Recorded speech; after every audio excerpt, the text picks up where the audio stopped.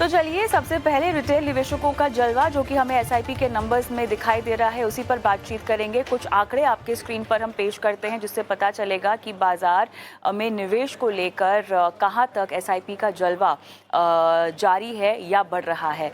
SIP के numbers record स्तर पर पहुंचे हैं। अप्रैल में हमने देखा है कि जो एसआईपी के इनफ्लोज हैं वो 26,632 करोड़ पर जो है ये आंकड़ा हमने पहुंचता हुआ देखा है। आपको ध्यान होगा कि इसके पिछले महीने में हमने देखा था कि 26,000 के थोड़ा सा नीचे जो है नंबर्स गए थे, लेकिन उसके बाद क्लियरली हमने देखा कि अब नंबर्स पे बढ़ोतरी आती हुई अब दिखाई दे रही है। इतना ही नहीं, काफ़ी स्ट्रॉन्ग इनफ्लो अगर हम देखें इसको कहा जा सकता है। इसके अलावा ओवरऑल इक्विटी इनफ्लो की अगर हम बात करें तो वो 12 महीने के लो पर है और ऐसा चौथा महीना स्ट्रेट जहां पर हमने थोड़ी सी कमजोरी देखी है। इन सब के बावजूद अगर आप स्मॉल कैप मिड कैप्स में भी इनफ्लो देखें तो वो काफ़ी हद तक स्टेबल है। मंथ ऑन मंथ बेसिस भी अगर हम लेकर देखें इस आंकड़े को तो उसमें काफ़ी स्टेबिलिटी हमको दिखाई दे रही है। तो कहीं ना कहीं बीच में जहां पर मिड कैप स्मॉल कैप में थोड़ा सा रुझान और निवेश कम होता हुआ हमने देखा था, अब वो नंबर्स काफ़ी हद तक मेंटेन हो रहे हैं। एनएफओ जैसे कि अब एक्सपेक्टेड ही था, यहाँ पर थोड़ा सा weak performance month on month, लेकिन फ्लेक्सी कैप ऐसी कैटेगरी है जहाँ पे लगातार 13वां ऐसा महीना हम देख रहे हैं कि बढ़िया दिलचस्पी और इन्फ्लोज के लिहाज से नंबर्स जो है फ्लेक्सी कैप में अभी भी काफ़ी हद तक इंटैक्ट है। सेक्टोरल फंड्स इनफ्लो में हमने मंथ ऑन मंथ बेसिस में थोड़ा सा बदलाव देखा है और ये आंकड़ा थोड़ा सा ज़्यादा बढ़ता हुआ हालांकि दिखाई दे रहा है। काफ़ी हद तक वैल्यू और फोकस्ड फंड्स में हमने देखा है कि रिडक्शन हुआ है जहाँ तक इन्फ्लोज की बात है। ओवरऑल इन्फ्लोज जो बढ़ रहा है वो लिक्विड फंड्स की वजह से भी हम देख रहे हैं, क्योंकि एक end of the year adjustments भी होता है कॉर्पोरेट्स और ट्रेजरीज की तरफ से, तो वो एक आंकड़े पर असर यहाँ पर पड़ता हुआ हमने देखा है। आर्बिट्राज का इन्फ्लो लगभग 12,000 करोड़ के आसपास का रहा है। ईटीएफ्स में इन्फ्लोज जो हैं वो लगभग 19,000 करोड़ के आसपास दर्ज हुए हैं। चलिए इसी पर विस्तार से बातचीत करते हैं। दो मेहमान मेरे साथ जुड़ गए हैं, मार्केट एक्सपर्ट सुनील सुब्रमण्यम और साथ ही Shweta Rajani, head mutual fund Anand Rathi wealth. आप दोनों का स्वागत है इस खास पेशकश में। सुनील सर, रिटेल निवेशकों का जोश तो काफ़ी हाई है एसआईपी नंबर्स को देखते हुए और बाजार की इतनी उतार चढ़ाव वाली चाल के बावजूद भी, क्या कहेंगे? मैं कहूँगा कि फर्स्ट उनकी है भरोसा भारत पर, वो तो साफ दिख रहा है। सेकंड बात है कि जो एडवाइजर्स और म्यूचुअल फंड डिस्ट्रीब्यूटर्स हैं उन्हें उनको सही सलाह दिया है, क्योंकि ना ही आपने देखा कि एसआईपी के नंबर बढ़े हैं मंथ ऑन मंथ, मगर एलोकेशन भी देखे तो in terms of the funds large cap funds में और फ्लेक्सी कैप में बढ़ गए हैं। जैसे आपने कहा मिडिल स्मॉल कैप में स्टेबल है, मगर इंक्रीमेंटल एलोकेशन आपको लार्ज कैप फ्लेक्सी कैप ऐसी जहां पे लार्ज कैप ओरिएंटेड, यानी जो वॉलेटिलिटी का सितंबर से हम सह रहे हैं ना, वहां पे एक लार्ज कैप को ऐड करना अच्छी बात है। ये मैं कहूंगा कि म्यूचुअल फंड डिस्ट्रीब्यूटर्स जो है उन्होंने बहुत सही सलाह दिया है और बरकरार रखा है उनकी जो एक जो कॉन्फिडेंस कि mutual fund ultimately long term में वेल्थ क्रिएशन कर सकती है। और इसीलिए हमें बहुत बहुत धन्यवाद देना होगा इन एडवाइजर्स और डिस्ट्रीब्यूटर्स के लिए। और नेचुरली इन्वेस्टर्स भी, इतने बावजूद कि बहुत से नेगेटिव न्यूज आ रहे हैं, फिर भी उन्होंने अपना लॉन्ग टर्म वेल्थ क्रिएशन गोल के ऊपर ध्यान दिया। और एसआईपी आपने कहा कि मिड एंड स्मॉल कैप में स्टेबल है, मेरा मानना है कि ज्यादातर जो मिड एंड स्मॉल कैप की इनफ्लोज है वो एसआईपी के थ्रू आ रहे हैं। जो लमसम है वो शायद लार्ज कैप और फ्लेक्सी कैप में जा रहे हैं। और ईटीएफ के आंकड़े आपने बताया बहुत जबरदस्त बढ़त, क्योंकि ईटीएफ ज्यादातर लार्ज कैप स्पेस में होती है। तो क्लियरली एक move toward safety, at the same time धीरे धीरे जो महीने महीने में एसआईपी करते हैं वो लॉन्ग टर्म वेल्थ क्रिएशन के लिए एक अच्छी बैलेंस्ड आउटलुक दिख रहा है डोमेस्टिक इन्वेस्टर्स की। सुनील जी, आपसे मैं एसआईपी स्टॉपेजेस पर भी बात करूंगी, लेकिन उससे पहले श्वेता आपसे हम टेक लेना चाहेंगे, क्योंकि देखिए बहुत ज़रूरी है निवेशकों को ये समझाना। इनफैक्ट मुझे लगता है कि जो आंकड़े हैं कम से कम इस बात को तो साबित करते ही हैं कि हमेशा जब भी हम डिसिप्लिन की बात करते हैं, जब भी हम उतार चढ़ाव में ज़्यादा यूनिट्स खरीदने की बात करते हैं, वो दर्शकों को समझ में आ रही है। लेकिन स्पेसिफिकली अगर मैं फ्लेक्सी कैप की ओर रुझान समझना चाहूँ तो ये 13वां महीना है जहां पर हम देख रहे हैं कि इन्फ्लोज एक बार फिर से काफ़ी हाई आए हैं और अब की बार थोड़ा सा सेक्टोरल फंड्स में भी इंटरेस्ट जगता हुआ दिखाई दे रहा है। तो फ्लेक्सी कैप में ऑलरेडी बिकॉज आपके पास लार्ज कैप का एक्सपोजर सबसे ज़्यादा होता है तो स्टेबिलिटी के लिहाज से फ्लेक्सी कैप्स की चॉइस बढ़िया होती है। सेक्टोरली हम इन्फ्लो जो देख रहे हैं वो किस बेसिस पर आपको बढ़ता हुआ दिखाई दे रहा है, श्वेता? कविता जी, देखिए जैसे फ्लेक्सी कैप की पहले अगर मैं बात करूं तो हाँ, हमने वो एक ट्रेंड देखा है कि पहले जो एलोकेशन लार्ज कैप को जानी होती थी वो लार्ज कैप कैटेगरी को एज सच जाती थी, लेकिन over the last few months वो फ्लेक्सी कैप एक बेटर ऑल्टरनेटिव हो गया है for a large cap exposure. तो हम यहाँ देख रहे हैं कि इस कैटेगरी में इंटरेस्ट काफी बढ़ने लगा है इन्वेस्टर्स का। दूसरी एक बात, फ्लेक्सी कैप में कई बार ये भी हो जाता है कि आप जैसे नाम सजेस्ट करता है कि फंड मैनेजर के पास फ्लेक्सिबिलिटी है कि अगर उन्हें कहीं दिख रहा है मिड एंड स्मॉल कैप में भी कोई अच्छी अपॉर्चुनिटी आ रही है तो फंड मैनेजर आपके बिहाफ पे वो एक्सपोजर ले लेगा।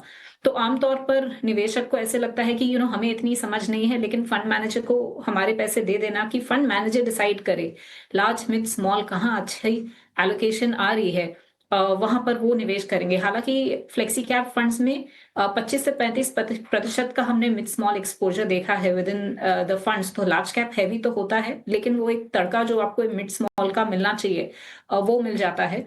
तो उस लिहाज से अगर देखें तो फ्लेक्सी कैप में जो एलोकेशन ज्यादा जा रही हैं वो समझ आती हैं। दूसरा सेक्टरल सेक्टरल फंड्स में हमने ये देखा है कि कुछ महीनों में सेक्टरल एलोकेशंस बहुत बड़ी हैं। जब कोई एनएफओज आए हैं, कब कोई ऐसी थीम प्ले आउट कर रही है कि बहुत निकल के आ रहा है कि ये एक सेक्टर अर्निंग्स के लिहाज से, वैल्यूएशन के लिहाज से अच्छा लग रहा है, तो उसमें इंटरेस्ट बढ़ता हुआ दिखा है। तो पॉकेट्स में हाँ, कुछ महीनों में ऐसे देखा हमने कि सेक्टरल एलोकेशंस बढ़ गई।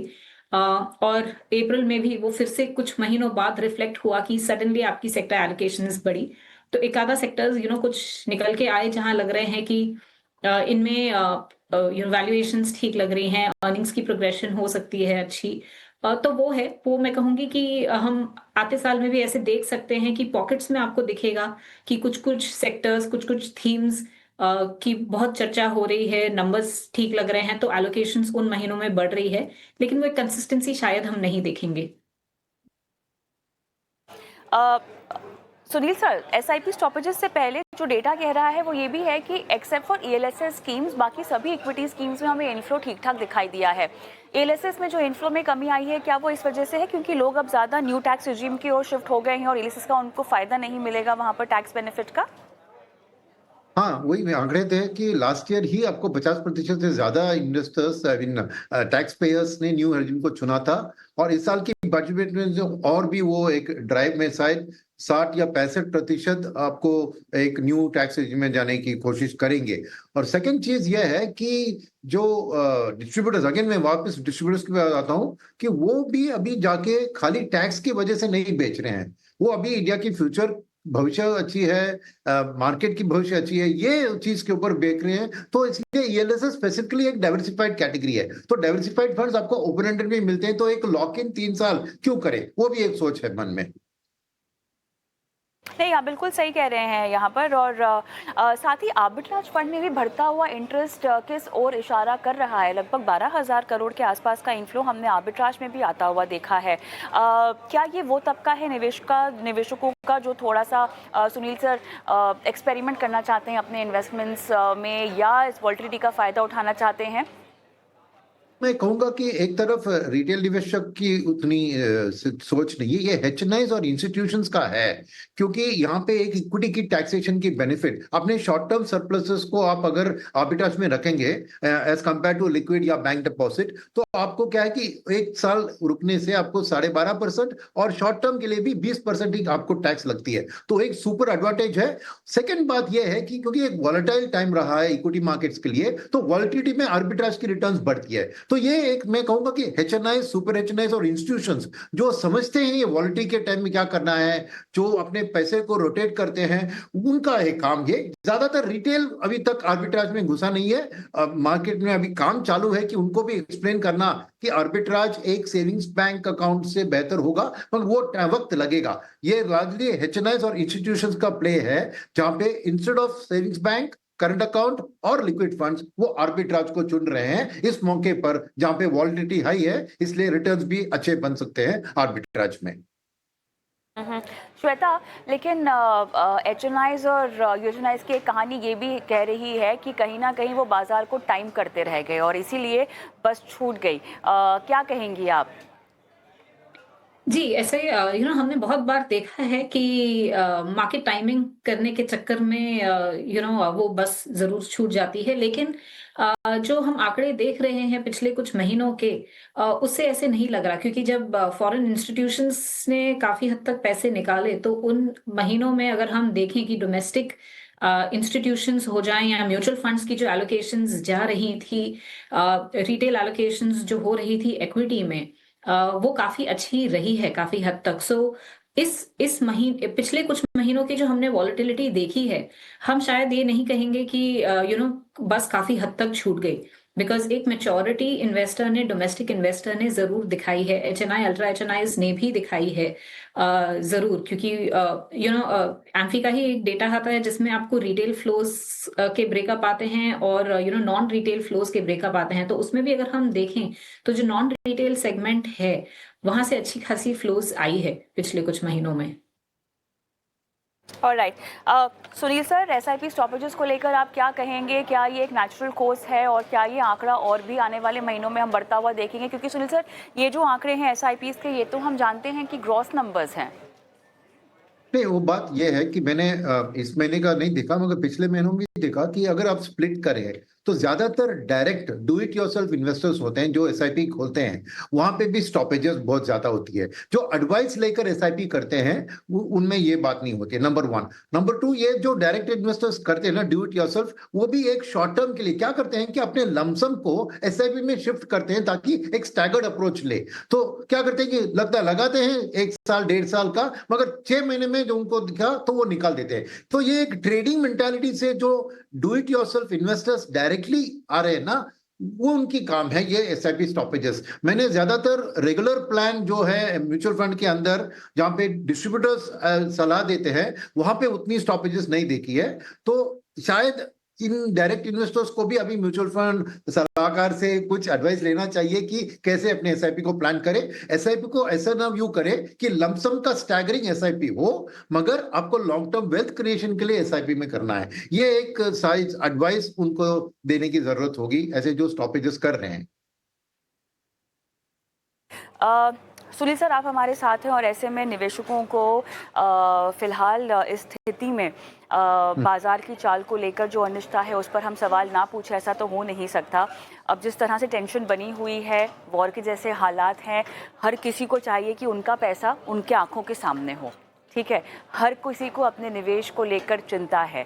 अब बहुत सारी बातें चल रही है जहाँ पे कहा जा रहा है कि अपने घर में आप कैश को रखिए, जो फिक्स डिपॉजिट्स है अपने पैसे अपने पास घर में आप जितना हो सके रखने की कोशिश करें। बाकी जो एहतियात बरतना है, आपको ग्रोसरीज भर लीजिए, दवाइयाँ रख लीजिए। इस तरह की मानसिकता में डर आना काफ़ी, इस तरह की सिचुएशन में डर आपके अंदर आना बहुत स्वाभाविक है। निवेश को लेकर आप क्या कहेंगे? क्योंकि बहुत लोगों का पैसा बहुत ज़्यादा इक्विटी में लगा हुआ है। अगर आप लॉन्ग टर्म प्लानिंग की भी बात करें तो लोगों ने अधिकतर एक्सपोजर इक्विटी में रखा हुआ है। इस तरह के डर के हालात हैं, कुछ अगर हो गया पैसा तो वापस नहीं मिलेगा।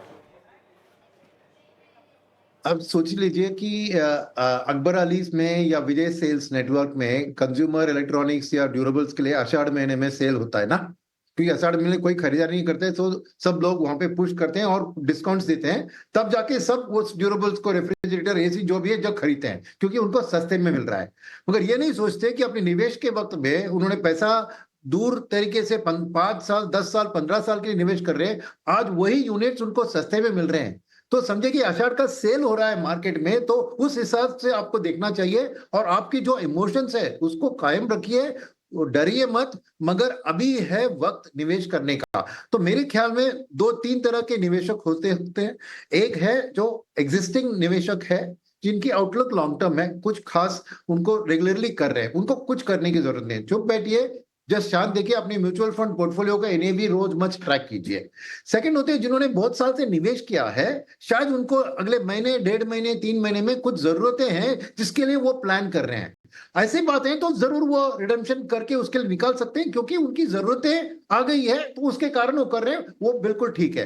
तीसरी बात है, जिन्होंने भी डर के कारण थोड़ा बहुत कैश हाथ में रखा है, मैं कहूंगा कि ऐसे वक्त में उनको थोड़ा थोड़ा अपना कैश, मेरा एक रूल है कि ऐसी जब स्थिति आती है तो मेरे कैश में जो फ्री कैश है उसमें 1% मैं हर दिन मार्केट में लगाता हूं, ताकि 100 दिन तक भी मार्केट में वॉल्टिलिटी चले तभी मेरी पूरी कैश में डिप्लॉय करूंगा एक सस्ते जो मिलते हैं मुझे स्टॉक्स या यूनिट्स ऑफ म्यूचुअल फंड वो खरीद के, क्योंकि लॉन्गर टर्म में इन्हीं दिनों से जो आप निवेश करते हैं उसी में आपको सबसे ज्यादा मंद फायदा मिलेगा। तो मेरी यही सलाह है कि डरिए मत पहले। सेकंड, ये वॉर की जो स्थिति है उसके कारण ना ही जो इंडिया की फ्यूचर भविष्य में कोई कलंक आने वाला है, ना ही हमारे ग्रोथ रेट में 1-2.1-0.2% के अलावा कुछ नहीं होना है। और इस टैरिफ के माहौल में शायद हम बहुत जल्द से जल्द अमेरिका के साथ एक बायलैटरल ट्रेड एग्रीमेंट भी साइन करने वाले हैं। तो हमारी भविष्य बहुत बढ़िया है। तो मौका आज कुछ भी वॉलेटाइल मिल रहा है तो आप जरूर निवेश कीजिए, मगर स्टॉक्स इंडिविजुअली चुनना वो थोड़ी डेंजर सिचुएशन हो सकती है। इसलिए मेरा ख्याल है कि उनको एक डाइवर्सिफाइड म्यूचुअल फंड के जरिए निवेश करना चाहिए। और डर अभी भी है तो स्टैगर कीजिए, अगले 3-4-6 महीने में आप धीरे धीरे पैसे को मार्केट में लगाइए थ्रू डाइवर्सिफाइड म्यूचुअल फंड। यही मेरी सलाह होगी उनको। मेरे भविष्य में मैंने देखा है, मेरे एक्सपीरियंस में 40 साल के एक्सपीरियंस में, कि ऐसे वक्त में जब भी मैंने निवेश किया वही मेरे लिए सबसे ज्यादा वेल्थ क्रिएशन और फायदेमंद रहा है। ऑलराइट, चलिए बहुत बहुत धन्यवाद, आपने समय दिया और सभी पहलुओं पर राय रखी अपनी और दर्शकों का मार्गदर्शन भी किया है। संयम रखें और थोड़ा सा सधीवी अप्रोच अपनाएं अपने इन्वेस्टमेंट में। श्वेता हमारे साथ तो बनी रहेंगी क्योंकि हम ब्रेक लेंगे और ब्रेक के उस पार सवाल जवाब का सिलसिला शुरू करेंगे।